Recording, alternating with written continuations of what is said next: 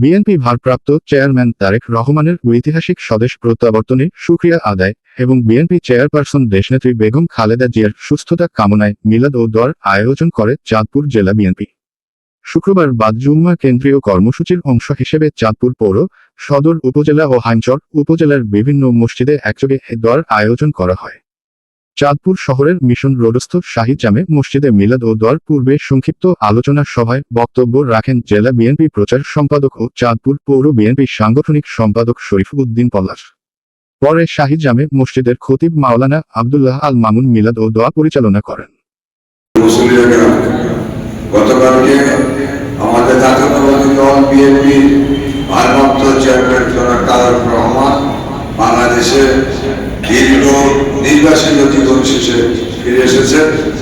মহান আল্লাহ পাক রব্বুল আলামিনের কাছে তার এবং আমাদের দেশ নেত্রী খালেদা জিয়ার হায়াত কামনা করেন এবং আল্লাহ পাক রব্বুল আলামিনের কাছে শুকরিয়া জ্ঞাপন করে দোয়ার আয়োজন করা হয়েছে।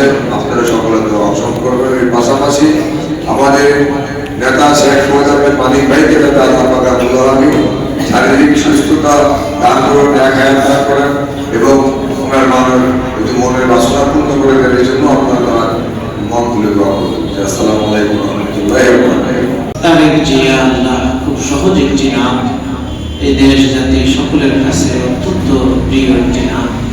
দীর্ঘ নির্বাসনের পরে দেশে এসে নেতা কর্মীরা আনন্দ খুশি।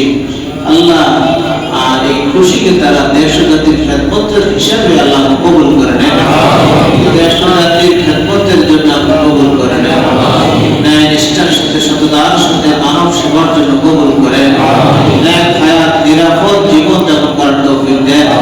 নিরাপদ জীবন যাপন করার তৌফিক দেন। সকল প্রকার চক্রান্ত থেকে, খারাপি থেকে, ক্ষতি থেকে, দুষ্টামি থেকে, আক্রমণ থেকে, সকল কিছু থেকে আল্লাহ হেফাজত করেন। দেশের খালেদা জিয়া হাসপাতালে বহুদিন চিকিৎসা সাথে আল্লাহ আল্লাহ তাকে আপনি ইচ্ছা করলেন নিশ্চয়ই পূর্ণ সুস্থ করতে পারেন। আল্লাহ আল্লাহ শাফা আজেলা কামেলা নসিব করেন। আল্লাহ তার এই দুনিয়ার ভালো কাজগুলো কবুল করেন। সেই উসিলায় তার জন্য ইহকাল এবং পরকাল